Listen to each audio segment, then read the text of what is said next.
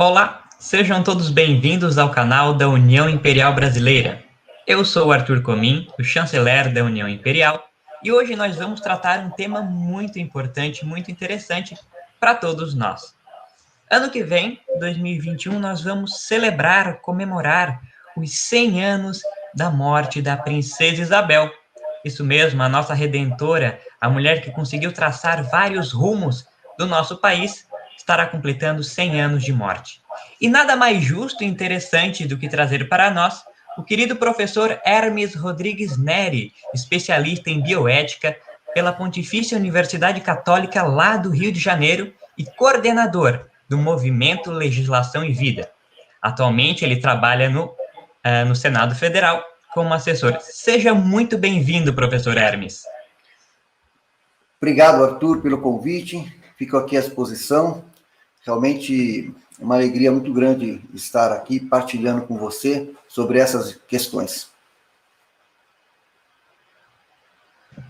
Então, trazendo para nós esses 100 anos, ontem, dia 20 de novembro, nosso Dia da Consciência Negra, pautado, segundo muitas lendas aí da nossa história, como o dia, né, fazendo referência a Zumbi dos Palmares.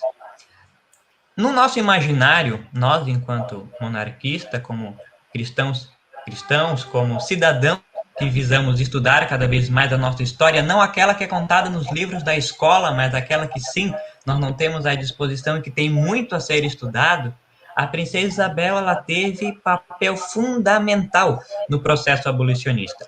Não à toa que foi ela quem assinou a Lei Áurea no dia 13 de maio de 1888. Então, aqui, junto com o professor Hermes, professor, nós, enquanto União Imperial Brasileira, que somos recente de jovens com atuação na internet, nós não aprendemos na escola sobre quem é essa figura de Princesa Isabel, se não a lei que ela aprovou, ou algumas caricaturas que se apresentam nos livros. Quem é, professor Hermes? Quem é essa mulher, princesa Dona Isabel? Então, a princesa Isabel, ela sofreu esse patrulhamento ideológico, né, muito forte, a chamada conspiração do silêncio. Como não dava para atacar, né, a sua pessoa por sua ilibada reputação de fato e idoneidade moral em todos os aspectos, ela foi exemplo de como filha, né, para com os seus pais, Dom Pedro II, Dona Teresa Cristina, exemplo como irmã, né, Dona Leopoldina, sua irmã, que faleceu com 24 anos, portanto, conviveu com ela desde, né, toda a infância e adolescência e juventude, até o casamento delas, né, exemplo como amiga de todas as amizades que ela teve, exemplo como esposa, né, o Conde, né, exemplo como mãe, né, exemplo tanto na vida familiar quanto na vida pública, ela realmente é o exemplo daquilo que nos inspira, né, em termos de coerência de vida, tá? Ela se preparou, né, desde cedo, ela se preparou para assumir a sua missão, que era herdeira, né, do trono do Brasil, portanto, ela se preparou para ser imperatriz, e em todos os aspectos, não só no aspecto intelectual, porque ela teve uma esmeradíssima educação, né, falava vários idiomas, tinha um ritmo de estudo com uma carga horária assim muito grande para a sua idade, até como mulher, porque Dom Pedro II, seu pai, ele quis, né, garantir que as duas, né, tanto a princesa Isabel quanto a Dona Leopoldina, tivessem a melhor educação, e elas corresponderam, né, foram muito aplicadas, e principalmente a princesa Isabel, sob a orientação também da Condessa de Barral, né, teve, assim, a melhor educação, inclusive a melhor educação cristã, né, porque isso é uma coisa muito importante. Você veja, já naquela época, quem estudava o francês já era um pouco meio que contaminado pelos enciclopedistas, pelo iluminismo e tudo mais, que a gente sabe, né, o que foi a Revolução Francesa, né? Mas a princesa Isabel, mesmo estudando francês e tantos outros idiomas que ela conhecia, ela realmente teve assim um contato e uma formação cristã muito firme, e no seu coração ela correspondeu, né?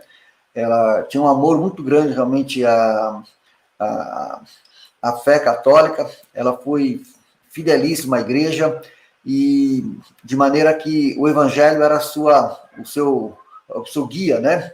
E grandes santos eram a sua referência, desde São Luís, né? Da qual ela é descendente, Santa Isabel de Portugal, Santa Isabel da Hungria, e tantos outros santos que ela faz menção, né, em seus escritos, de maneira que a formação cristã, especialmente católica, da princesa Isabel, deu a ela uma sólida, né, idoneidade, força moral, e isso ajudou muito, né, para que ela pudesse depois exercer uma atividade. Só vou pedir licença um minuto. Então, só para continuar o que o professor Hermes já estava falando, sim, realmente a princesa Isabel, ela tinha muito esse teor católico. Não à toa, uma das curiosidades é que, antes do Concílio Vaticano II, que foi uma grande reunião dos bispos da igreja, que trocou, só para dar uma explanada geral aqui, a missa de costas pela missa de frente, que é que nós celebramos hoje, antigamente se tinha o costume de o Papa ele entregar uma rosa de ouro. É como se fosse um troféu algumas celebridades da época. E Princesa Isabel ela foi agraciada com esse troféu, a Rosa de Ouro, pelo seu processo na parte de abolição da escravatura. Hoje em dia, a parte desse troféu de Rosa de Ouro não é mais entregue às pessoas apenas para santuários, mas quem tem e quem teve a honra e a graça de ter um troféu desse, certamente foi uma grande pessoa, foi reconhecido os seus trabalhos, os seus feitos. Então, como o professor Hermes ele já vem trazendo para nós toda essa questão da princesa Isabel que nós, muitas vezes nem eu, nem nós, enquanto brasileiros, estudamos na escola, a gente não tem muito acesso aos seus escritos. Ele me mandou uma série de links que ele acabou estudando, né? E existem, pessoal, mais de 80 mil documentos a serem estudados. Ou seja, se você vai numa livraria, você consegue encontrar um compêndio falando de Zumbi dos Palmares, você consegue encontrar um compêndio falando de Duque de Caxias, mas você não encontra sobre a Princesa Isabel. Isso aí é uma mácula, é uma chaga na história brasileira, porque a gente tem que avaliar quais foram os motivos que fizeram com que ela não conseguisse assumir o posto de imperatriz do Brasil e promover aí o seu terceiro reinado. Quais foram os motivos? Por que depois que foi proclamada a República, né, por via de um golpe, a família imperial teve que se exilar em outro país? Então, quer dizer, ano que vem nós estaremos celebrando 100 anos de morte de uma figura imponente no cenário brasileiro que não morreu aqui no Brasil. Ela morreu em outro país. Então, imaginem. Oh, meu Deus, está passando uma moto aqui. Então, imaginem o seguinte.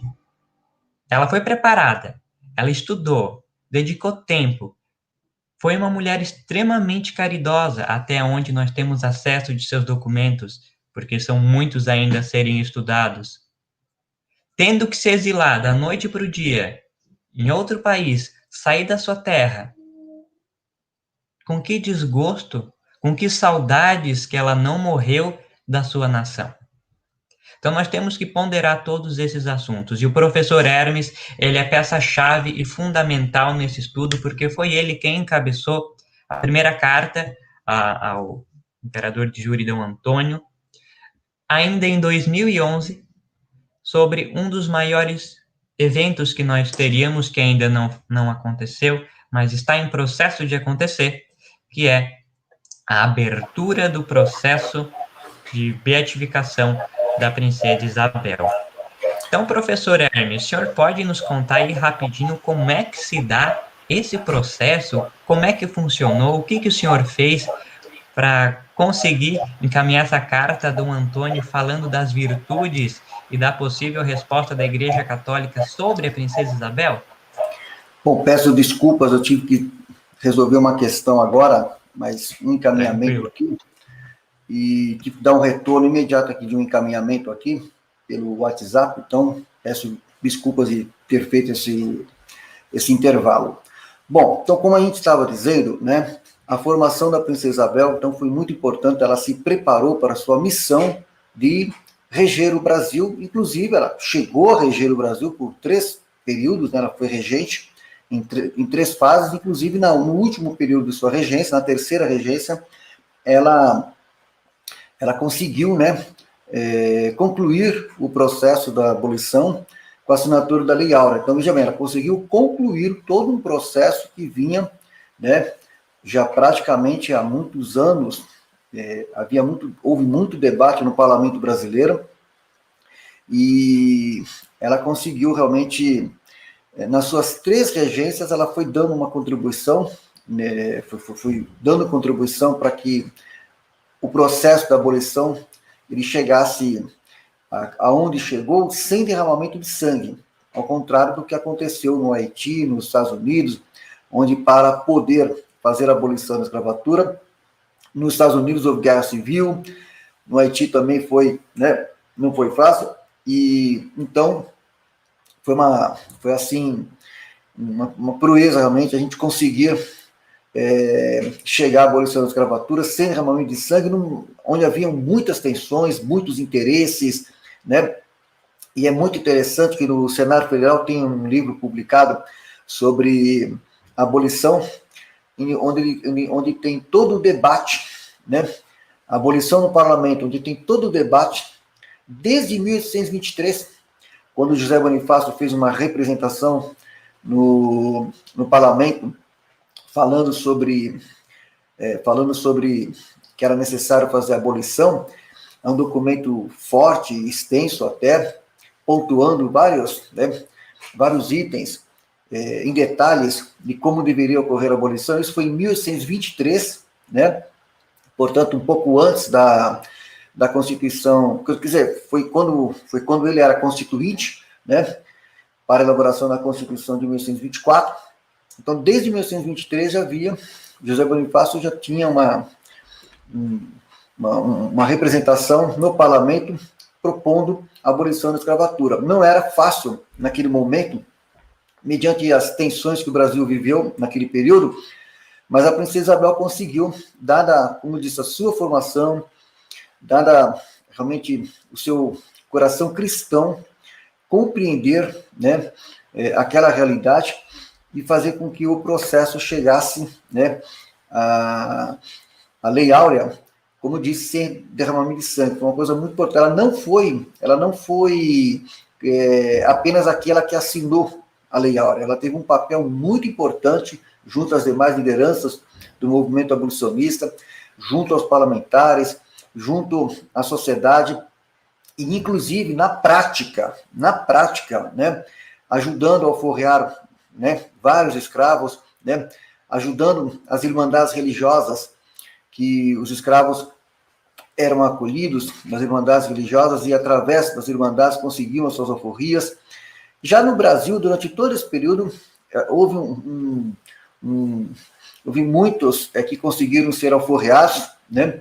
Então, de maneira que, quando chegou realmente a assinatura da Lei Áurea, realmente foi um trabalho assim que fez com que a Princesa Isabel merecesse do Papa Leão XIII a Rosa de Ouro, né? Pelo trabalho que ela fez, mas acima de tudo pelo caráter cristão que ela imprimiu no processo. Isso é muito pouco estudado, as pessoas têm pouco conhecimento disso. Na verdade, a Princesa Isabel perdeu o trono no Brasil, não só porque assinou a Lei Áurea, porque ela realmente ela se empenhou muito, né, na causa abolicionista, mas porque ela era catolicíssima.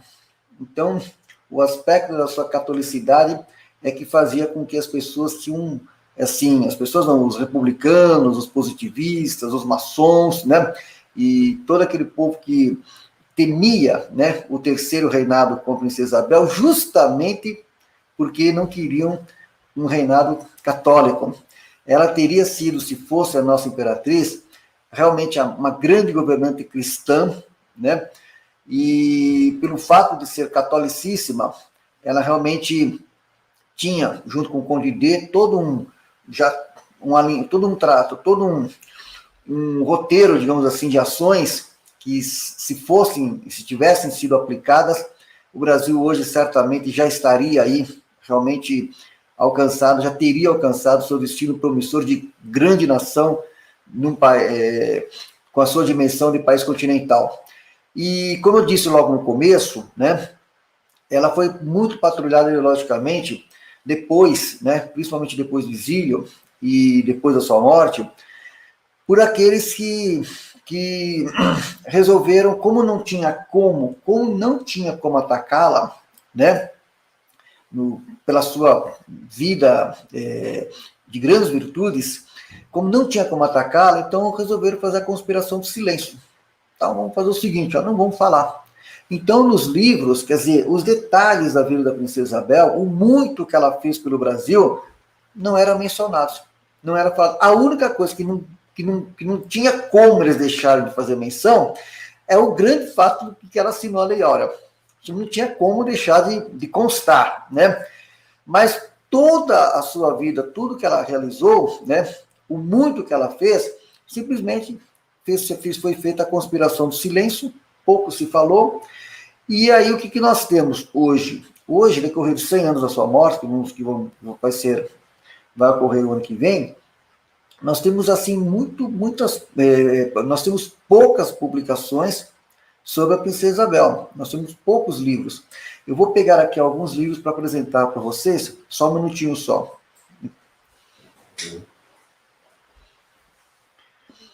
Enquanto isso, você pode desenvolver mais algumas colocações, porque eu já vou pegar alguns livros aqui para te apresentar. Então, enquanto a gente espera aí o professor Hermes buscar alguns livros, a gente vai aqui pensando a respeito, né? Esses 100 anos da princesa Isabel, a sua morte, o que nós podemos fazer também enquanto movimento monarquista? A gente sabe que toda uma união não é muito bem vista pela Casa Imperial.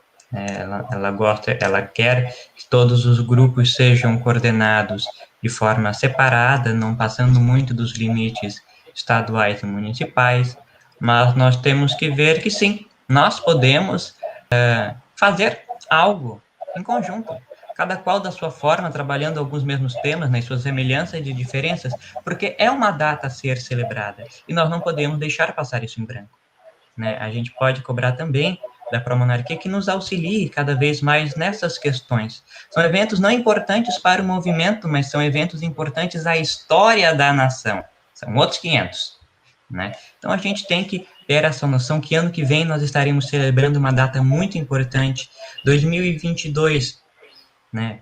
Nós também vamos celebrar outra data bem importante, o professor Hermes vai falar. Então, nós estaremos passando para nós que somos aí do movimento monarquista, durante por 5 anos, uma série de eventos e fatos históricos que vão fazer jus e certamente, se nós soubermos trabalhar muito bem em cima dos temas, trabalhar, que eu digo, não é com retórica, é trazer a verdade, trazer a história, aquilo que nós não temos acesso, poder transmitir ao povo, de forma com que eles reconheçam, que nós possamos reconhecer a história, o sangue que corre nas nossas veias, que sim, é um sangue imperial, construído com pessoas de bem e que puderam, no pouco tempo que nós fomos monarquia aí no Brasil, alavancar o Brasil em escala exponencial. Então, são todos detalhes que a gente pode trazer cada vez mais, isso também com a ajuda do professor Hermes. Bom, eu acabei encontrando aqui na biblioteca, eu não havia programado apresentar os livros, mas era uma conversa informal, mas eu fui ali na biblioteca, você veja, nós temos alguns livros sobre a princesa Isabel, eu não estou com todos aqui, mas nós temos aqui, olha, um do meu xará Hermes, né? Hermes Vieira, tá? Princesa Isabel, uma vida de luzes e sombras, tá vendo? Hermes Vieira. Esse foi um trabalho aqui, ó, publicado pela Edições GRD. É o Gumercindo Doria, né? Doria, ele sempre...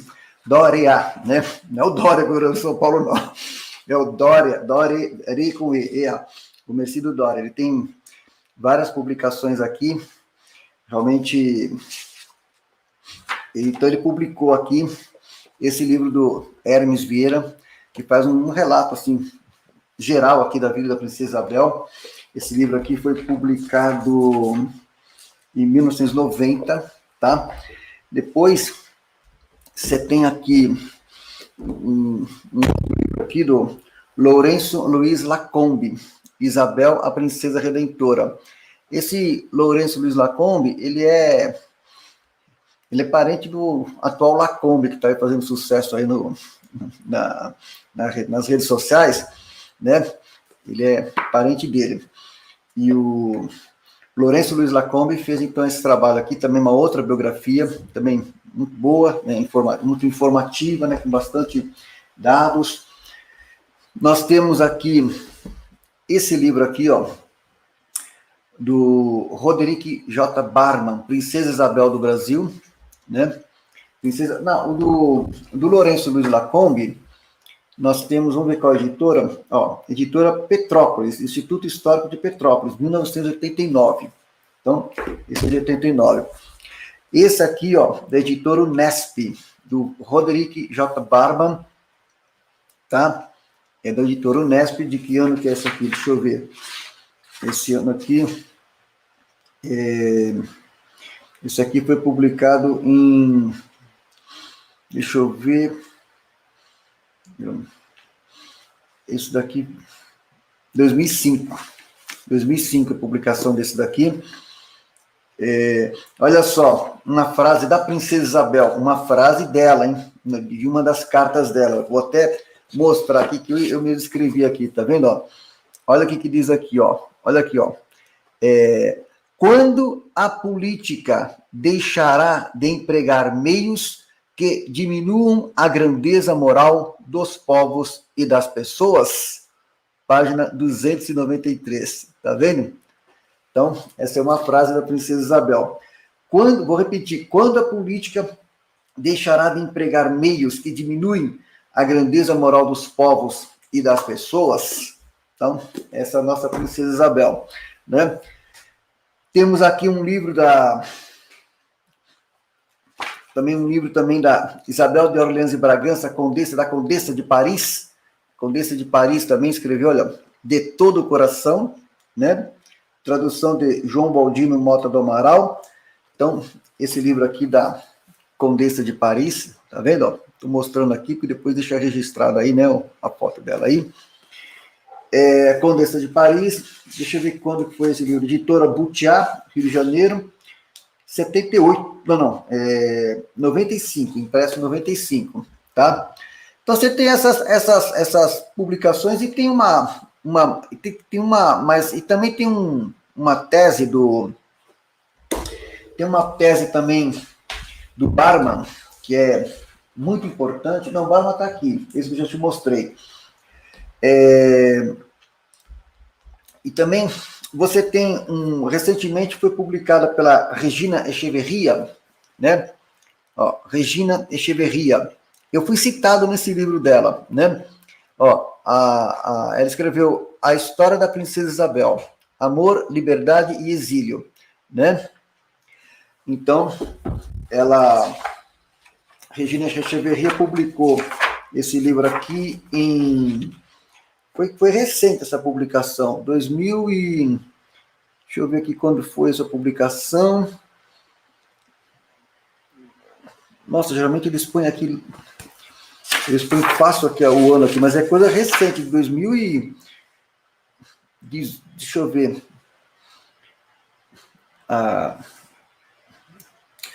Tem uns que põem... isso aqui não está a data aqui Se não achar, não tem problema. A na gente coloca no final da live Não, depois, professor. 2014, Bem recente, tá? bem recente. Bem recente. Então você tem alguns poucos, tem uma tese também muito importante de um autor que trata da parte religiosa da princesa Isabel, é um trabalho importante também.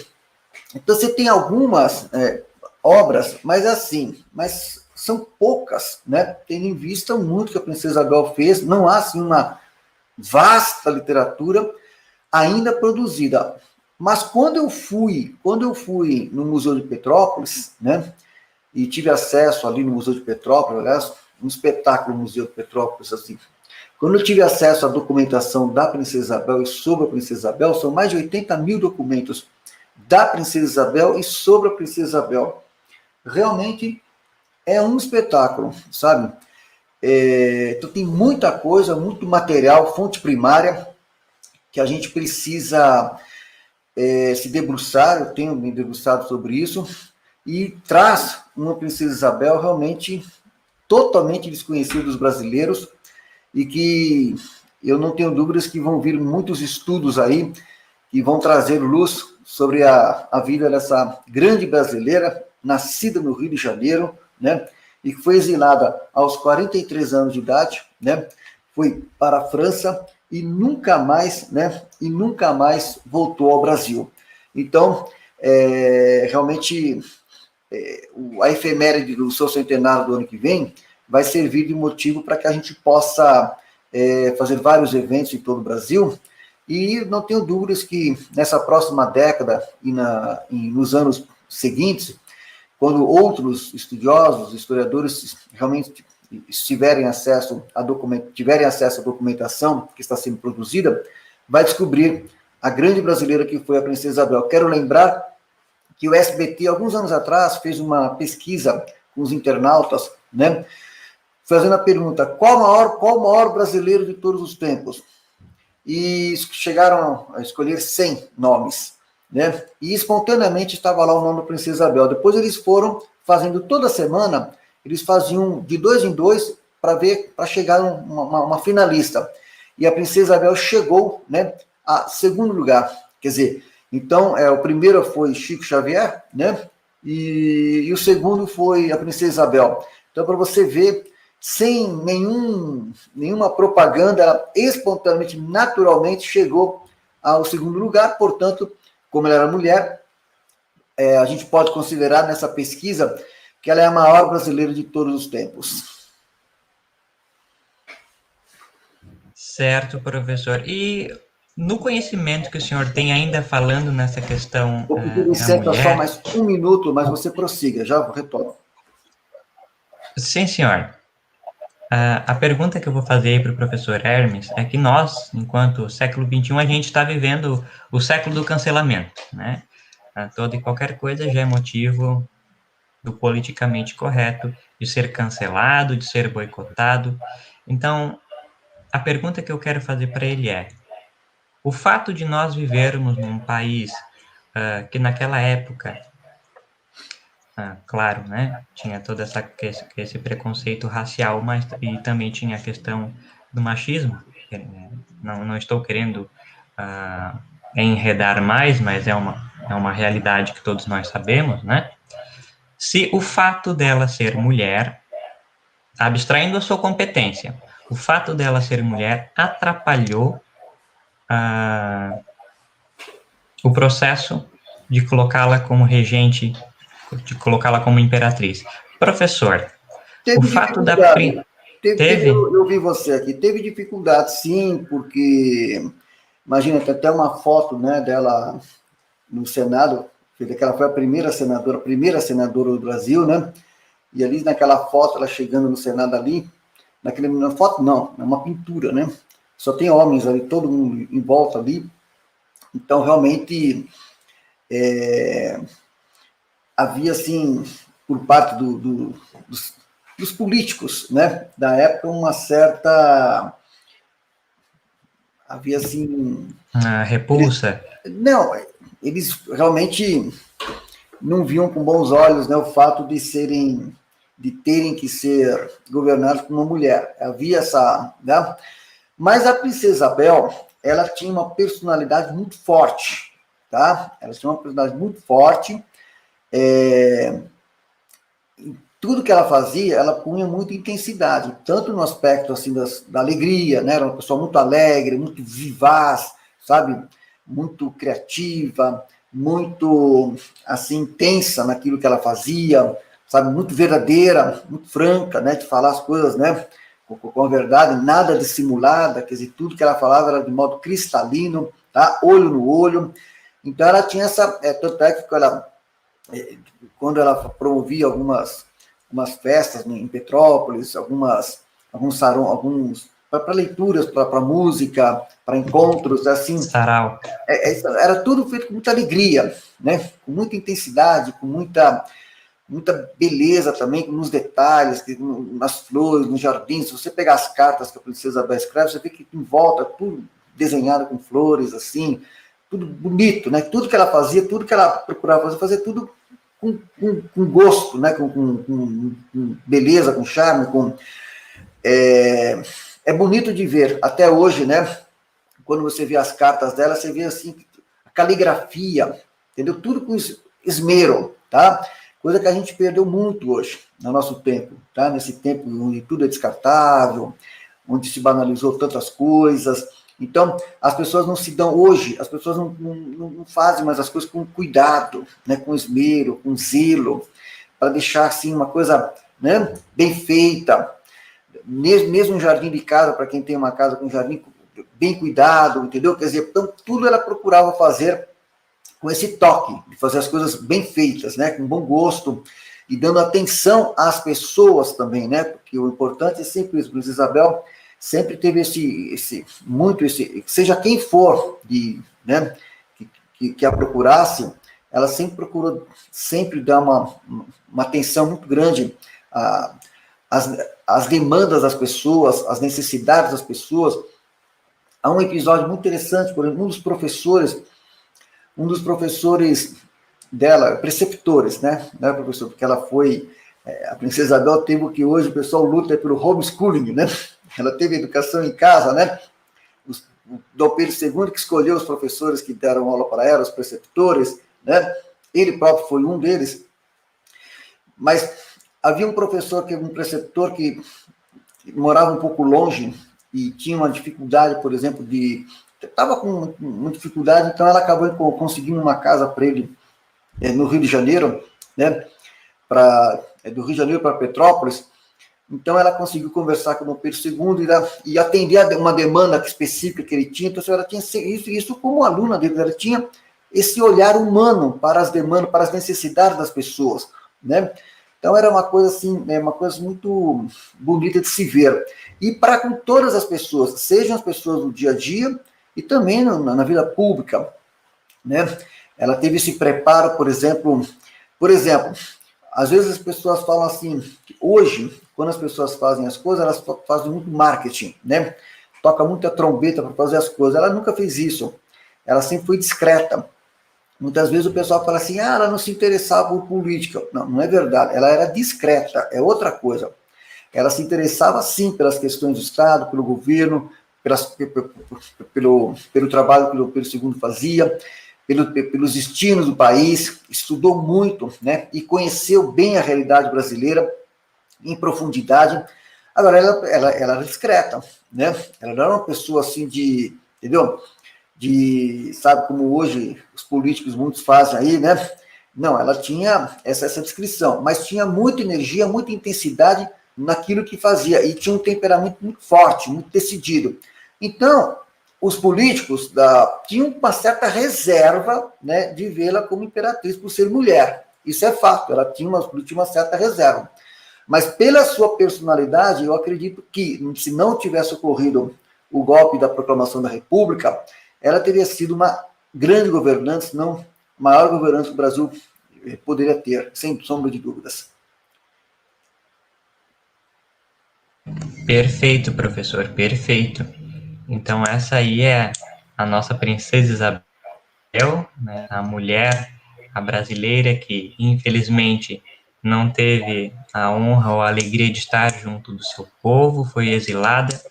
Professor, pergunta que eu quero te fazer nesse momento, visando a comemoração do ano que vem, de que forma que o movimento monarquista ele pode contribuir para a efeméride? De que forma que o senhor vê, como que nós podemos Então, ajudar? nós pretendemos, vamos ver se eu consigo, né, tempo, porque a gente trabalha com várias atividades, nós temos o nosso movimento Legislação em Vida, nós temos uma série de atividades aí, além das atividades profissionais, uma série de outras atividades, onde a gente consegue, né, ver se eu faço uma publicação, pretendo fazer uma publicação para o final do ano. Eu venho trabalhando nas memórias da Princesa Isabel, né, numa biografia. Essa biografia que eu venho preparando da Princesa Isabel, ela não é só contar a história dela, essa eu pretendo, né, se Deus assim permitir, fazer um livro de memórias em primeira pessoa, tá? Memórias em primeira pessoa com recordações. Eu tenho até aqui vou ver se eu localizo aqui para mostrar para você o roteiro desse livro de memórias que eu venho preparando, e é um trabalho que não é assim simples, é um trabalho que exige, né? Que exige assim, não dá para fazer com pressa, né? Então deixa eu ver se eu consigo achar aqui Peraí, deixa eu ver se eu consigo achar aqui. Não sei vocês que estão nos assistindo aí, mas entrevistando o professor Hermes, por mim eu ficaria o dia inteiro ouvindo as histórias aqui sobre a nossa princesa. É maravilhoso. Peraí, deixa eu ver se eu consigo achar aqui para você. Puxa vida, eu quero ver se eu consigo localizar aqui.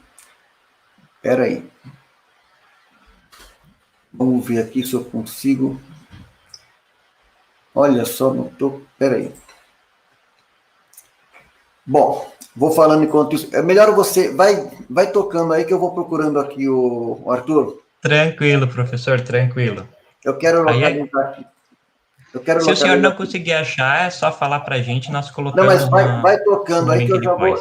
vou. Aham, tranquilo. E o que o professor acabou falando para nós, professor Hermes, é uma verdade, né? Princesa Isabel, como nós podemos perceber, ela nunca foi uma mulher cheia de exageros, exacerbada. Sim, ela sempre foi muito discreta.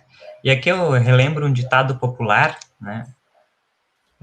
Carroça cheia não faz barulho. Então, dificilmente nós vamos ver intelectuais, pessoas que estudam, pessoas que gostam de conhecer a verdade, batendo panela na rua, né? E qual que é o motivo, qual que é o perfil de monarquista, de cidadão, de pessoa, de ser humano que nós queremos para nós hoje, Ok, eu né? achei aqui, tá? Eu Opa, localizei aqui, então tá tá? bom. Bom, então o que acontece? São dois trabalhos que eu pretendo. Como eu já sei que as memórias, estou vendo que não sei se eu vou ter tempo para conseguir, que eu precisava estar full time, né? Diferente por exemplo, a Regina Echeverria, que eu escrevi esse livro, quando eu estive com ela na casa dela em Genópolis, em São Paulo, ela escreveu o livro full time, ela só estava escrevendo o livro. Não é o nosso caso, a gente, né, faz várias atividades, trabalha, tem família e tudo mais. Mas a ideia é o seguinte, então eu estou com dois trabalhos especificamente para a Princesa Isabel. O ano que vem eu quero ver se eu consigo publicar um trabalho que chama-se A Princesa Isabel e a Lei Áurea. Então, eu vou trabalhar só a questão do abolicionismo. Então, é um olhar que precisa ter, assim, que também essa história precisa ser recontada, porque existem alguns pontos aí que precisa ter um olhar, né, a partir de fonte primária, tá? Sem ideologização. Então, a gente precisa ter esse olhar. Então, eu estou trabalhando com a Princesa Isabel e a Lei Áurea. Se você pegar, por exemplo, se você fizer uma pesquisa, não há um trabalho sobre esse tema, especificamente, né? A Princesa Isabel e a Lei Áurea. Ela não só assinou a Lei Áurea, como muita gente fala, ela só assinou a Lei Áurea. Não. Ela se envolveu na causa abolicionista, desde quando ela esteve na Inglaterra, quando ela se casou, ela foi passar a lua de mel no Conde de na sua primeira viagem que ela foi ao exterior, logo depois do casamento, ela esteve na Inglaterra, se deparou com aquela realidade já da primeira Revolução Industrial, aquele cenário todo que o Charles Dickens vai escrever, e ela percebeu que a questão do trabalho era uma questão muito séria, e a solução que estavam dando para a questão do trabalho lá na Inglaterra era uma solução classista, já com viés marxista, porque o Karl Marx escreveu em 1848 o Manifesto Comunista.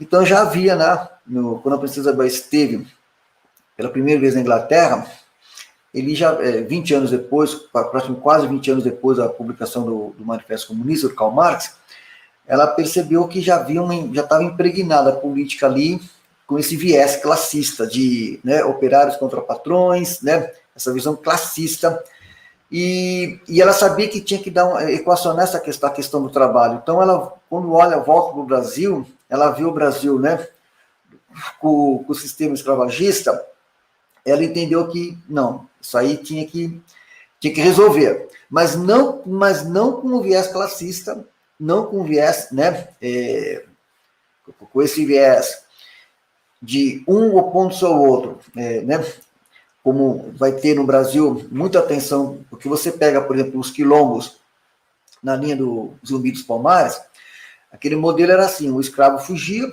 né, se revoltava, se armava, voltava depois para poder, entendeu, guerrear. Então, quer dizer, criava uma tensão muito forte.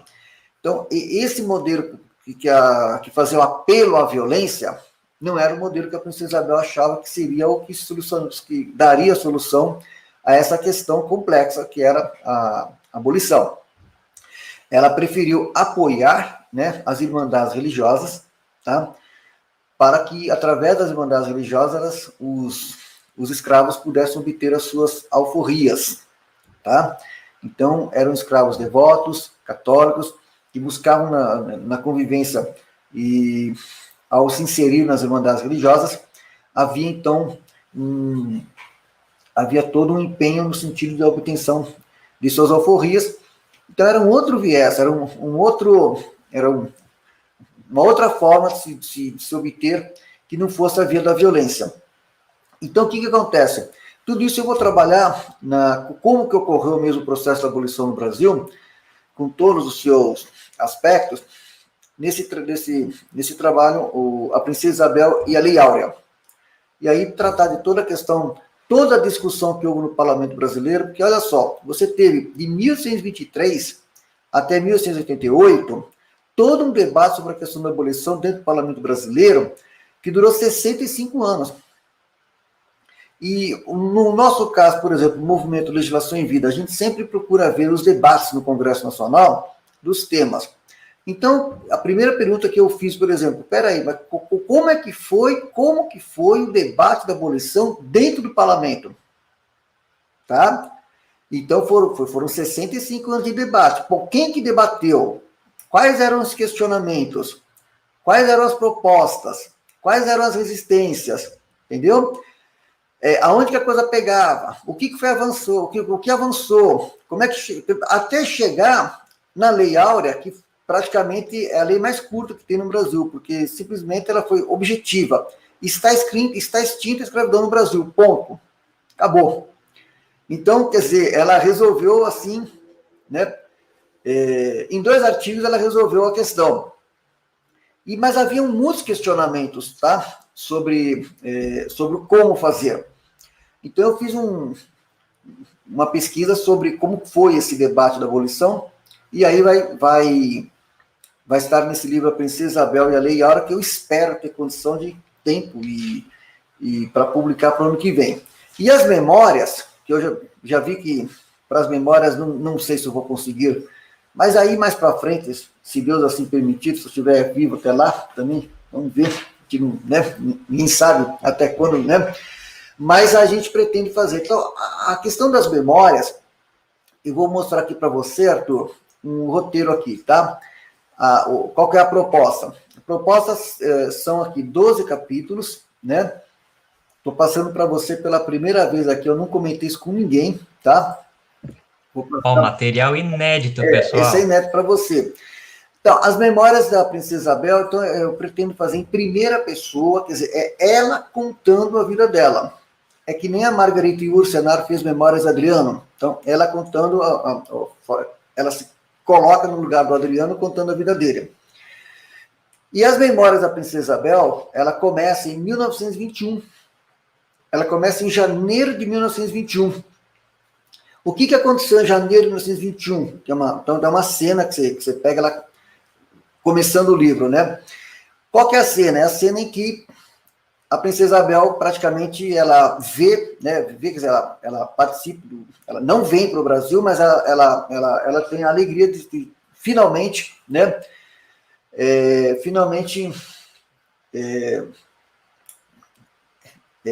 Ela finalmente constatar o fato de que os restos mortais dos seus pais, Dom Pedro II e Dona Teresa Cristina, voltaram ao Brasil. Então, a volta de Dom Pedro II, dos restos mortais de Dom Pedro II ao Brasil, desde a proclamação da República, foi em janeiro de 1921. Porque quando houve a proclamação da República, houve uma lei, a chamada Lei do Banimento. Então, o governo provisório baniu a família imperial, tá certo? E por conta dessa lei do banimento, eles não podiam mais voltar ao Brasil, por causa dessa lei do banimento. Estavam proibidos de voltar ao Brasil. Também no parlamento brasileiro houve discussão sobre isso. Houve discussão do rigor, da injustiça, da crueldade que foi a lei do banimento. E aí o que aconteceu? Aí, dentro do parlamento também teve discussão, teve projetos de lei, teve proposituras para que revogasse a lei do banimento. Mas a lei do banimento só foi revogada em 1920, em setembro de 1920, pelo presidente Epitácio Pessoa. Então, só em 1920, em setembro de 1920, depois da revogação da lei do banimento, é que a Princesa Isabel, então, autorizou foi possível, né? Foi possível, então, que os restos mortais de Dom Pedro II e Dona Teresa Cristina viessem para o Brasil. Primeiro ficaram no Rio de Janeiro, né? E depois, mais para frente, foram para Petrópolis, onde estão até hoje, na Catedral de Petrópolis. Então, o livro começa justamente com esse momento, quando a Princesa Isabel tem a notícia de que, finalmente, os restos mortais de Dom Pedro I e Dona Teresa Cristina voltaram ao Brasil. Ela não pôde fazer essa viagem, porque já estava com a saúde abalada, bastante fragilizada, e aí ela vai se recordar, então, de uma viagem, aquela viagem do exílio. Quando houve a proclamação da República, a família imperial teve 24 horas para deixar o país, né? Imagina só, 24 horas para deixar o país, e há uma viagem, né? Há uma viagem, então, feita do Rio de Janeiro para Portugal. E essa viagem, o que acontece? Vai ser, então, o primeiro capítulo, que o livro de Memórias da Princesa Isabel, são 12 capítulos de recordações pessoais, tá? Então, o primeiro capítulo fala das recordações de uma viagem sem volta. Então, o primeiro capítulo das Memórias é Recordações de uma viagem sem volta. Então, o que acontece? A Princesa Isabel, então, nesse fato, ela, né, sabendo que os restos mortais dos pais vão voltar ao Brasil, ela começa a se recordar da viagem que eles fizeram no Paquete Alagoas, né? Inclusive, eu fui ver o navio que eles viajaram, como é que era dentro, fiz uma pesquisa. E eu recrio, né, o ambiente, os acontecimentos, de como que foram aquelas horas, né, a partir do momento que eles receberam, né, o comunicado que eles tinham que deixar o Brasil, e tudo que aconteceu, há relatos sobre esses episódios, mas eu procurei detalhar mais ainda, buscar mais detalhes a partir da própria Princesa Isabel contando como é que foi esta viagem. E aí a viagem durou 20 dias. E dentro da Paquete Alagoas, né, ela vai então fazer, o livro de memória, ela vai começar a fazer a recordação de como foi essa viagem. E nessa viagem, ela se recorda de mais outras viagens. Isso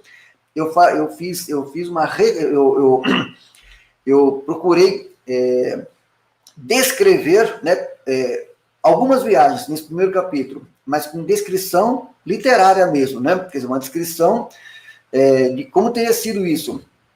Primeira viagem, essa viagem sem volta, que a princesa Isabel fez, que nunca mais voltou ao Brasil. Então eu descrevo, fiz questão de descrever a viagem, como é que foi. E nessa viagem ela se recorda de outras viagens importantes. A primeira, tá? Ela faz uma recordação de como teria sido a viagem de Dom João VI ao Brasil em 1608. Então, recontam a viagem de Dom João VI ao Brasil, que saíram de Portugal em 1607, chegando ao Rio de Janeiro em 1608. Então, essa viagem ela é descrita, recontada. Depois, a viagem de Pedro Álvares Cabral ao Brasil. Também outra viagem importante. Como é que foi essa viagem? Tá?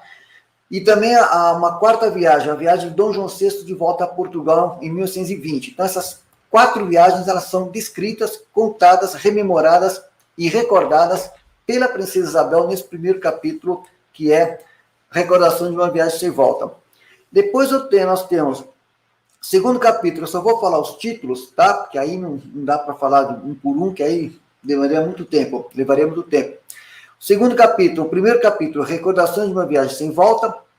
O segundo capítulo, Recordações do meu pai, Dom Pedro II.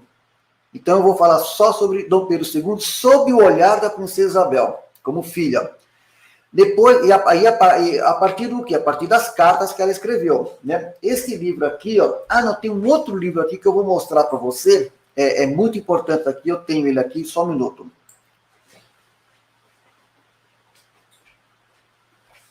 Enquanto isso, a gente espera o professor. Laura aqui está comentando. Professor, seu livro poderia virar um filme, professor. Então, olha só. Aqui, ó, tem este livro aqui, olha. Esse livro aqui é um livro que é uma publicação recente, e, inclusive, quem publicou esse livro aqui foi meu editor também, porque eu tenho um livro publicado por essa editora. Olha aqui, ó. Esse livro aqui é um livro, olha que é o tamanho do livro, tá? É um livro Alegrias e Tristezas, deixa eu ver se eu enquadro bem. Tá vendo aqui, ó? Linotipo digital. Aqui, ó. Tá vendo? Linotipo digital. Então, a editora desse livro é a mesma editora que publicou esse meu livro aqui, ó. A Igreja Viva e Jovem, aqui, ó. Linotipo, aqui, ó. Linotipo digital. Então, o editor desse meu livro foi quem editou esse daqui, da Fátima Argon, e do Bruno, da Silva Antunes Cerqueira, Maria de Fátima Moraes Argon. Alegrias e Tristezas, estudos sobre a autobiografia de Dona Isabel do Brasil. Aqui, tá vendo a grossura do livro? Aqui você tem muitas cartas da princesa Isabel. Você tem muitas cartas, fonte primária. Cartas que eu vi também lá no Museu de Petrópolis. Então, por exemplo, quando eu falo das recordações, no capítulo 2, recordações do meu pai, Dom Pedro II, é sempre a partir da fonte primária. Sempre a partir das cartas da princesa Isabel. Então, você tem o capítulo 3, Recordações de minha mãe, Dona Teresa Cristina. Então, nesse capítulo eu vou falar, são recordações, as memórias da princesa Isabel, é um trabalho assim, de recordações pessoais, tá? Ela tem recordações pessoais. E aí, não é só recordações pessoais, são descrições, tá? Eu acabo fazendo descrições. Se ela está falando recordações do meu pai, Dom Pedro II, eu vou descrever quem era Dom Pedro II, como é que ele era no dia a dia, a pessoa dele, como é que foi essa relação afetiva com a filha, com tudo mais, com a família. Então, tem muito do história da vida privada, tá? Tem muito disso também. E, claro, também os fatos históricos mais importantes, etc. O quarto capítulo, Recordações de minha irmã, Leopoldina. Então, ela vai falar também da irmã, da relação dela com a irmã, Dona Leopoldina. Quinto capítulo, Recordações do meu esposo, Gastão de Orleans Conde de. Então, muito importante, o Conde de também, e praticamente você não tem muitas publicações sobre o Conde de, mas é muito importante, ainda espero que futuramente outros se interessem em estudar a vida do Conde de, que realmente é muito importante, tá? Então, eu tenho aqui, então, nesse capítulo, Recordações do meu esposo, Gastão de Orleans, Conde de, eu pretendo falar sobre o Conde de. Sétimo capítulo, Recordações da Condessa de Barral. eu vou aqui, por esses dias aqui, eu vou fazer uma live no meu canal no YouTube, falando com a Ana Cristina Francisco, que tem uma tese sobre a Condessa de Barral, fantástica. Ela esteve no canal do Paulo Resutti, fez uma live fantástica, né, sobre a Condessa do Barral, muito boa, e recomendo, né? E então eu vou fazer também esse capítulo aqui sobre a Condessa de Barral, que era da Bahia, né? Nascida na Bahia, Condessa de Barral. E uma personagem fantástica pela Condessa de Barral. Vale a pena. Eu quero fazer as considerações. E é interessante que nesses capítulos, na verdade, tem uma coisa que é assim: as memórias da Princesa Isabel, ela contando sobre o olhar dela sobre essas pessoas, e tem o meu olhar também, né? Quer dizer, com as minhas considerações. O olhar do autor, o olhar do autor, mas que passa pelo olhar daquela que eu estou buscando retratar. Depois tem o sexto capítulo, recordações de amizades. Esse é um capítulo muito importante, porque hoje nós perdemos assim muito, como eu falei, essa questão, a dimensão moral da vida da Princesa Isabel. Hoje a gente, na sociedade que nós estamos aí, né, a sociedade pandêmica, né, 2020, né, a era da sociedade pandêmica, o que acontece? A gente perdeu muito esses conceitos caríssimos, né, da amizade, né, da solidariedade, da fidelidade, essas grandes virtudes morais. Os jovens de hoje, quer dizer, eu sinto que o jovem de hoje tem assim apreço, sim, ele tem apreço, mas ela viveu isso. Assim, é bonito você ver essa vivência disso, né? Como é altamente gratificante, porque você veja, né, Arthur, se você pega o Evangelho, nosso Senhor Jesus Cristo fala que nós temos que ter o nosso olhar para os bens celestes, né? Claro que não descuidando também das nossas obrigações diárias, pai, etc., dos nossos deveres. Mas, por exemplo, há dois bens celestes fantásticos, né? Que um é a alegria, né? A verdadeira alegria, e a verdadeira paz, né? Quando você cumpre bem os seus deveres, quando você, né, cumpre bem os seus deveres, você tem a verdadeira paz e a verdadeira alegria. Então, esse capítulo das amizades da Princesa Isabel, eu quero falar disso, porque ela realmente teve laços de amizade muito fortes durante toda a vida. Depois, sétimo capítulo, recordações da campanha abolicionista. Aí eu vou falar sobre a campanha abolicionista, que, na verdade, esse outro trabalho que eu estou fazendo, a Princesa Isabel, a Lei Áurea, vai ser esse capítulo um complemento desse outro que eu já estou fazendo, né? Uhum. Capítulo 8, recordações do Papa Leão XIII, onde da Rosa de Ouro. Onde eu vou poder falar sobre a catolicidade da Princesa Isabel, e, inclusive, ela chegou a se corresponder com o Papa Leão XIII, ela esteve pessoalmente, ela conheceu pessoalmente Dom Bosco, né, em Milão. Então, São João Bosco, ela ajudou aos salesianos aqui, quando eles vieram para o Brasil, o começo da vinda dos salesianos ao Brasil, ela ajudou muito, tá? Então, nesse capítulo eu vou estar falando sobre isso também. O capítulo 9, recordações dos meus filhos. Então, ela vai falar sobre os filhos, tá? Inclusive, durante o exílio, a Primeira Guerra Mundial, tá? Então, tem muitas coisas que aconteceram no exílio na vida da Princesa Isabel, muito interessantes, em Paris, na França, principalmente no contexto da Primeira Guerra Mundial. Então, tudo isso nós vamos estar tratando nesse capítulo. Capítulo 10, recordações do castelo durante o exílio. Então, é assim, ela vai falar dos filhos, depois como é que foi a vida dela no exílio, dia a dia, né? As suas atividades, e muitas coisas ocorreram durante o exílio da Princesa Isabel. Ela recebia muitas visitas de brasileiros, inclusive o Santos Dumont, né? Com o qual ela tinha apreço, tá? Então, tudo isso eu vou estar contando como é que era o dia a dia dela no castelo dele. E capítulo 11, recordações do meu jardim em Petrópolis. Esse é um capítulo muito especial, porque ela tinha um cuidado muito grande com botânica, com jardim, com plantas, né?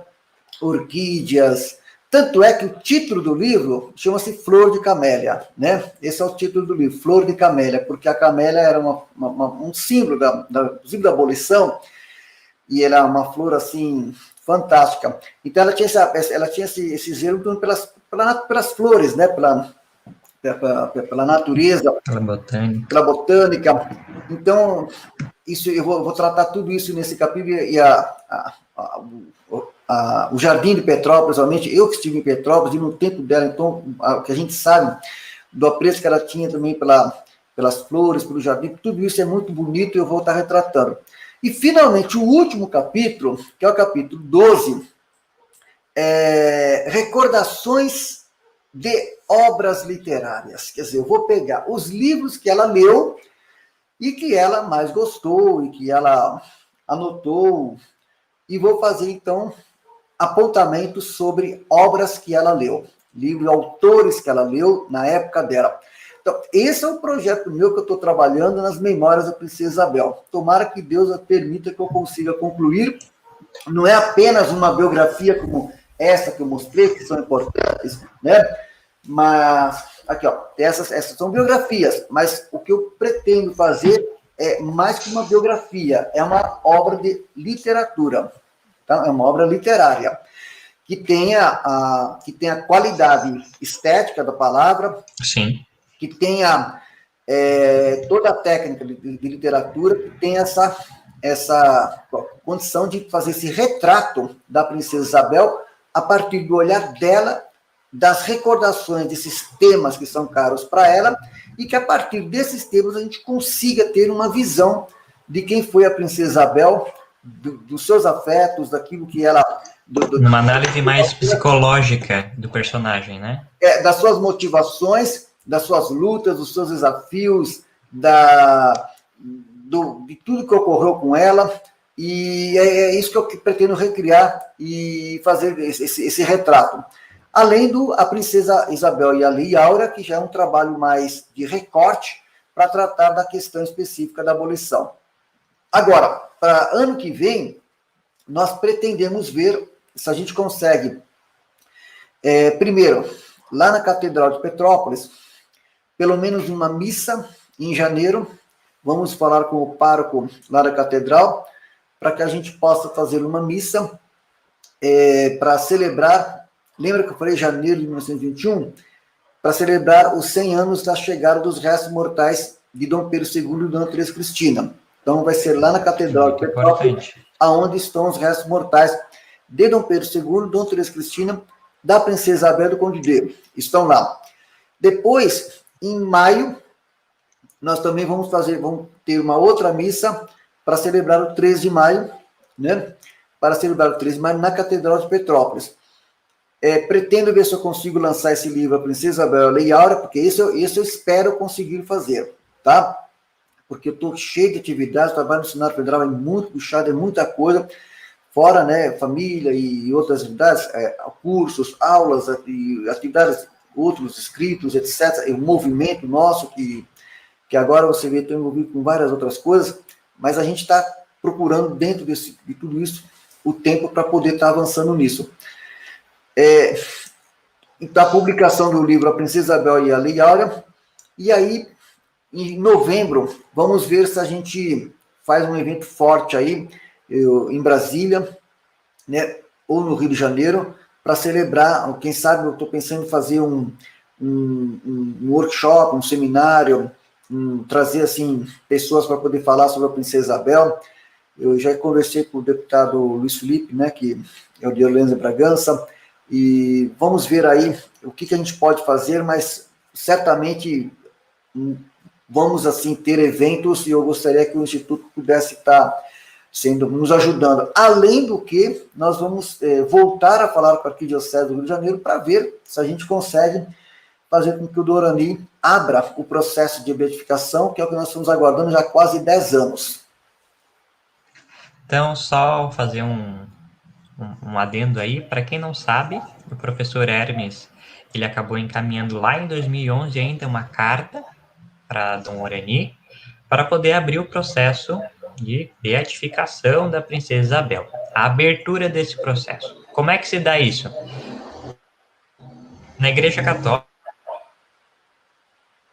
existem vários degraus de santidade. Então, não quer dizer que ela vai virar necessariamente santa. Não. Se faz uma abertura de um pedido, ela é declarada serva de Deus, e a partir daí começa, né? Se estuda toda a vida dela, seus mais de 80 mil documentos, né, professor? No Museu de Petrópolis tem aí cerca de 80 mil documentos da Princesa Isabel sobre ela. Porque ela, desde os 12 anos de idade, ela escrevia cartas. Naquela época, hoje é o WhatsApp, tudo pá, mas só que você escreve as coisas no WhatsApp, deleta tudo rápido. Não, naquela época era cartas. Então, hoje você tem como recuperar tudo que ela escreveu. Então, tem muito material lá, muito interessante. E fotografias também, né? Porque já no tempo dela existia fotografias, e nós temos muitas fotos da Princesa Isabel. Nesse livro aqui, ó, nesse livro temos aqui fotos muito boas. Deixa eu ver se eu mostro alguma aqui, ó. Aqui você vê aqui a letra dela, tá vendo? Olha aqui, ó. As cartas. Olha que caligrafia aqui bonita. Você tem as letras, a letra aqui bem assim. Você tem, deixa eu ver fotos aqui. Olha aqui a caneta, a pena da Lei Áurea. Olha. Tá vendo? Não a tua Lei Áurea. Pois é, essa aqui é a pena que ela assinou. Inclusive, você pensa que é fácil escrever. Deixa eu ver se eu coloco numa posição certa aqui, ó. Você olha um negócio desse aqui, você fala assim, ó, isso aqui não é que nem uma caneta que você escreve. Para escrever com a pena não era fácil, não, porque não podia borrar. Né? Tem treinamento lá para pegar e fazer no papel, e se borrasse, imagina só, quando ela era criança, pequena, e quando esse Barral, ela exercitava as crianças lá para escrever direitinho, né? E levava para o Dom Pedro II ver os escritos. Se tivesse um borrão, nossa senhora, entendeu? Não podia, entendeu? Então tinha toda essa disciplina para escrever direitinho com a pena, né? Tá vendo? Então, perfeito. E aí, toda essa parte de documentação, né? Se Dom Orani aí abrir essa comissão, o pedido vai ser analisada. Os critérios, você falou, por exemplo, aqui, ó, o juramento da Princesa Isabel em 1971 como regente, na sala de sessões do Senado. Ó, só tinha homens lá, dá uma olhada aqui, ó. Peraí. Ó. Tudo com inveja. Pois é, né? Você viu aqui, ó. Deixa eu ver se eu consigo enquadrar aqui, ó. Aqui, ó. Não, já tá certinho, professor. Tá vendo, ó? Aí, ó, não tem uma mulher aí no meio deles aí, ó. Tá vendo, ó? Só ela. Ela foi a primeira senadora do Brasil. Aí, quando eu cheguei no Senado Federal, a primeira coisa que eu quis ver lá era o busto da Princesa Isabel, que tem busto de tudo com o senador lá, né? Então, você chega lá no Senado Federal, em Brasília, e quando eu comecei a trabalhar no Senado, eu falei assim, eu vi lá busto de senador tal, senador tal, senador tal. Não, peraí, você tem busto de tanto senador, vai ter o da Princesa Isabel, né? Aí eu perguntei pro pessoal, cadê o busto da Princesa Isabel? E tem o busto dela lá. Tem o busto dela lá, um busto bonito que tem lá. Mas eu procurei, falei assim, não, peraí, só tem busto. Tem que tirar um tempinho para procurar ainda por cima. Pois é, mas foi interessante isso aí, quer dizer, de qualquer modo, eu espero que a gente consiga fazer aí várias atividades, vamos estar conversando, né, e agradeço aí a disponibilidade de vocês, quem sabe, né, você, não sei, no site de vocês aí, a gente possa estar fazendo algumas publicações, né? Podemos, professor, podemos sim, Vamos claro. estar conversando aí para a gente poder fazer avançar aí essas iniciativas, porque nós temos aí a Princesa Isabel, como eu te falei, quando as pessoas conhecerem a vida dela de fato, vão ver que nós temos aí uma grande brasileira e vale a pena estudar e conhecer. Realmente.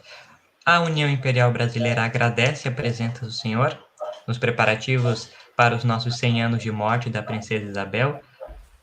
Estamos ansiosos e esperançosos também que Dom Orani Tempesta e o seu conselho possam aí aprovar o pedido. Nós também vamos ajudar no que for preciso para conseguir o que falta. Pode contar com a nossa ajuda. E desde já, a União Imperial Brasileira coloca à disposição do senhor para o que precisar. Seja para divulgar seus livros, então, a que a gente também coloca, precisar divulgar, não tem problema nenhum.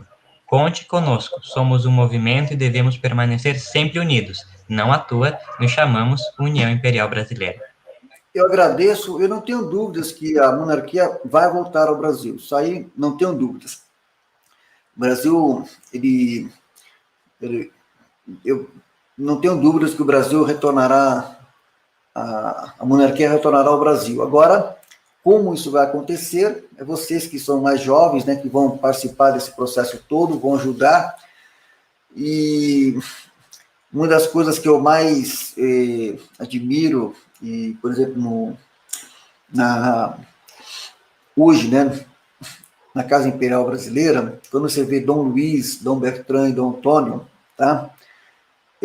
Os herdeiros aí, Dom Luiz, chefe da Casa Imperial, Dom Bertrand, o que mais me chamou a atenção quando eu os conheci, tá? Justamente foi a catolicidade, a verdadeira catolicidade, a verdadeira sã doutrina que tanto precisamos, e que, aquilo que eu sempre falo, né, para você ter uma ideia, o Gilberto Freire, na Casa Grande Senzala, ele tem uma parte lá, que ele tem uma frase que me chamou muita atenção, que ele diz assim, que o catolicismo é o cimento da unidade nacional. Ele usa a expressão cimento da unidade nacional. E quando a gente recuperar essa seiva católica, da verdadeira catolicidade, tá? E com a monarquia, o Brasil vai alcançar o seu destino promissor de ser o florão da América, como está no nosso hino. Mas só será quando novamente tivermos aqui o regime monárquico com a base da fé católica sólida, porque infelizmente hoje está muito debilitada por conta do relativismo, por conta das ideologias que entraram dentro da igreja, dentre elas a teologia da libertação e tantas outras, que fragilizaram, debilitaram muito, né, no seio da igreja hoje. Mas nós temos que revigorar, tá? Fazer que nem ocorreu no Concílio de Trento, quando a igreja teve aquele baque da reforma protestante. Eis que veio o Concílio de Trento, Papa São Pio V, né? São Papa Grande, Papa São Pio V, que inclusive foi o primeiro que usou o hábito branco de Papa, né? O Papa da Batalha de Lepanto, o Papa da Missa de Sempre, a expressão que ele usou, Missa de Sempre, do rito romano, o Papa do Catecismo, né, de São Pio V. Missa versus Deum. Pois é, então, e foi a grande resposta que foi dada para o revigoramento da igreja, e a gente sabe que houve um revigoramento muito grande, inclusive os jesuítas naquela época, não os atuais, mas naquela época, tá, vieram para o Brasil, fizeram um trabalho. A educação brasileira começa com os jesuítas, quando eram os jesuítas, não depois do Pedro Arrupe, depois dos anos 60, que aí é outra história, mas quando eram os jesuítas de Santo Inácio de Loyola, você veja, a educação do Brasil nasceu com eles, né? E naquele período que o Marquês de Pombal perseguiu os jesuítas e os expulsou, o Brasil ficou praticamente quase que 70 anos sem nenhuma educação. Quer dizer, foi um período assim terrível, porque tudo que havia de educação no Brasil havia sido construído pelos jesuítas. Quando o Marquês de Pombal expulsou os jesuítas, houve um período, né, de quase 70 anos, uma geração, né, sem educação com a qualidade que os jesuítas trouxeram no Brasil. Então, é assim, na verdade, a gente sabe, né, que quando nós tivermos de volta a monarquia, com essa seiva católica autêntica, o Brasil vai se reencontrar, tá certo?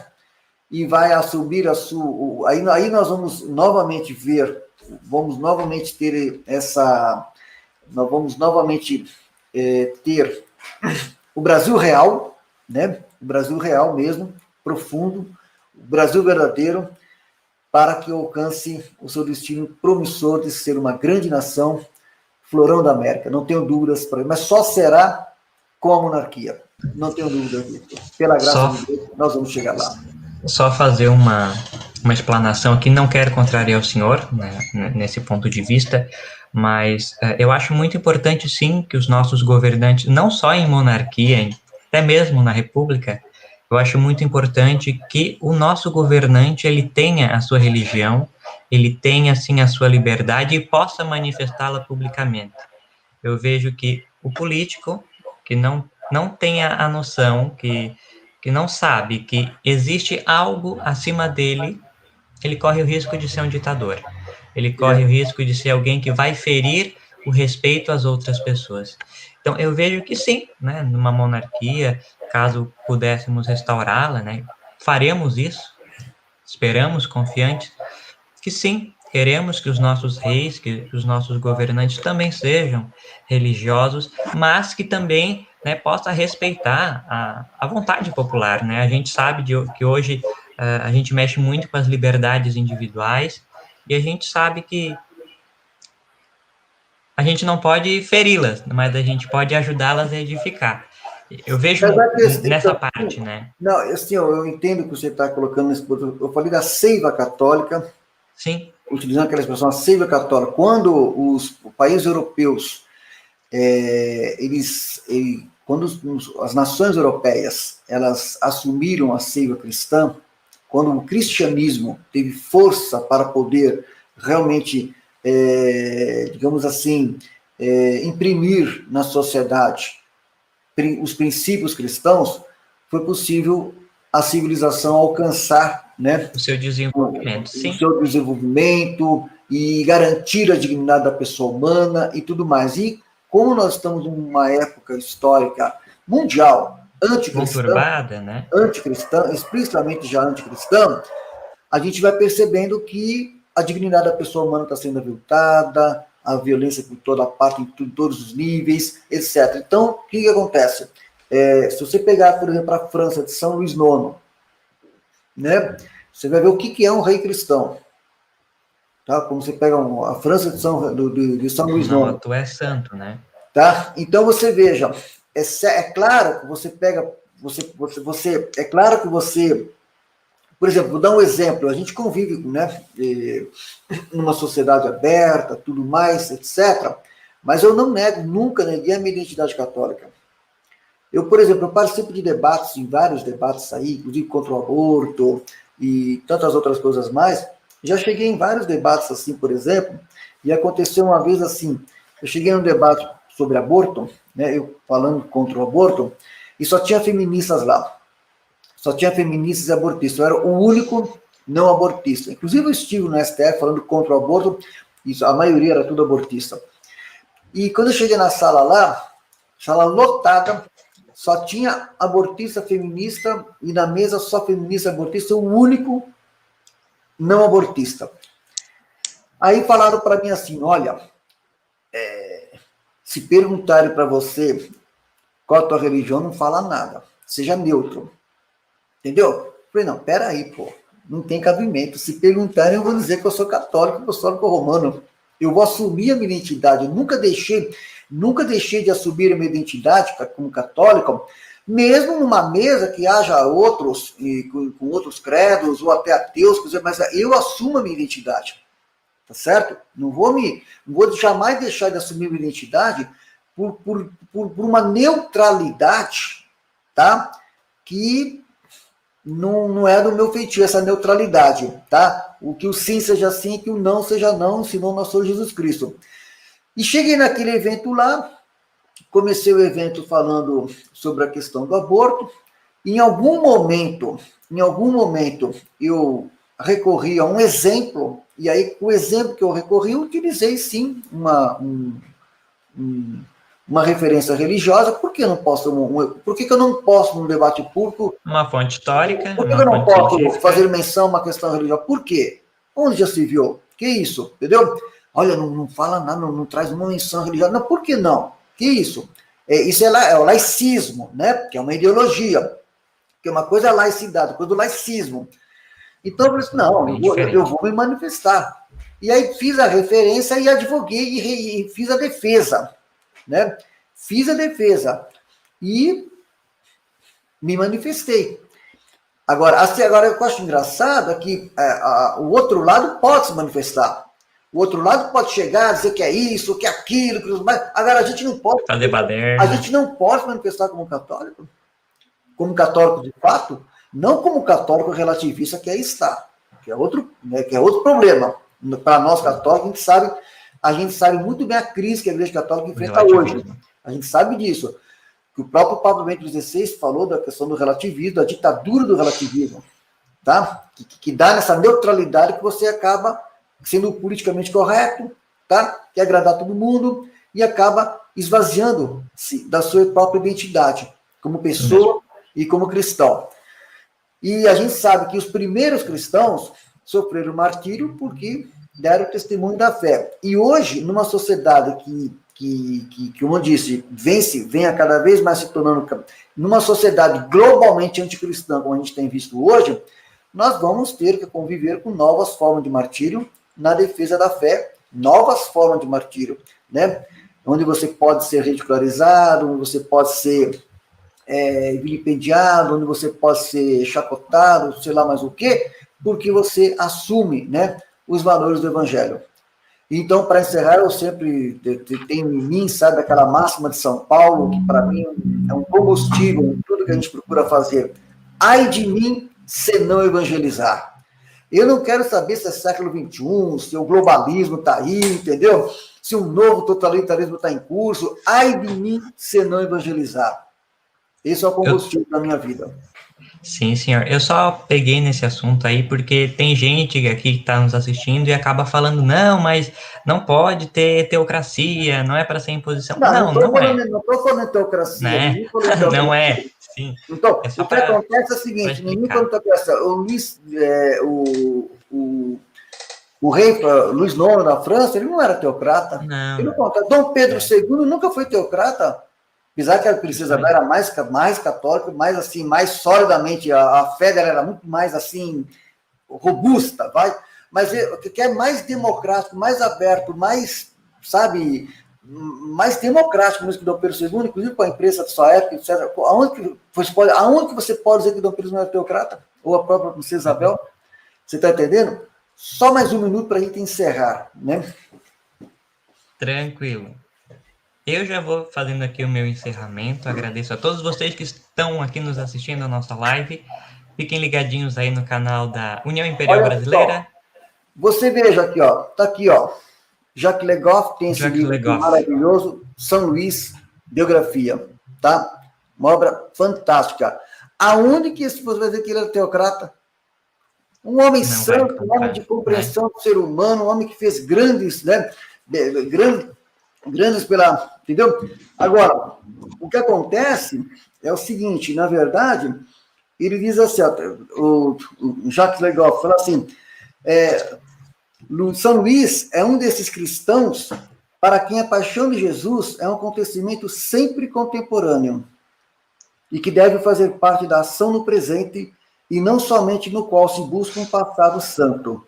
Quer dizer, a paixão de nosso Senhor Jesus Cristo é um acontecimento sempre contemporâneo. Dar o testemunho do Evangelho, como deu a princesa Isabel e perdeu o trono por causa disso, ela perdeu o trono por causa da sua convicção, por causa do seu amor ao Evangelho, tá certo? Mas ela fez o que precisava ser feito, conseguiu fazer com que o Brasil promovesse a abolição da escravatura sem derramamento de sangue. Por isso que ela ganhou a Rosa de Ouro. Ela teve toda uma gestão no processo, porque ela compreendeu a alma do povo brasileiro, ela tinha amor ao povo brasileiro, né? E justamente por compreender a alma do povo brasileiro, que ela soube lidar com a complexidade do seu tempo e conseguir o coroamento de sua tão importante obra, que foi a Lei Áurea, né?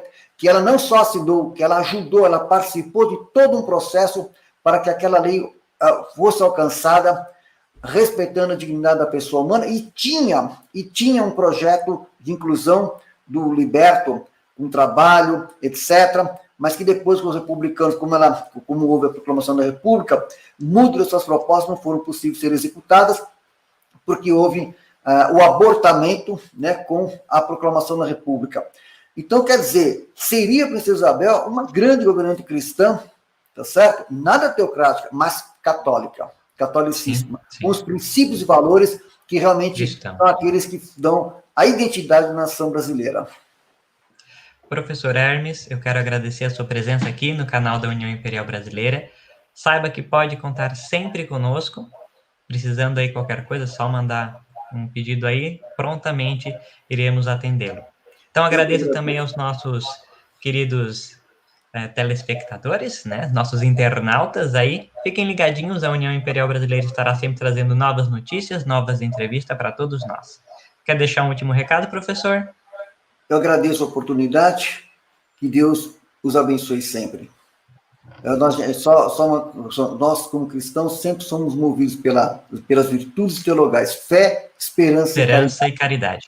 Então, com essa motivação que nós temos muita esperança no Brasil, se Deus quiser, alcançará o seu destino promissor com a graça de Deus. Muito obrigado. Obrigado, pessoal. Tchau.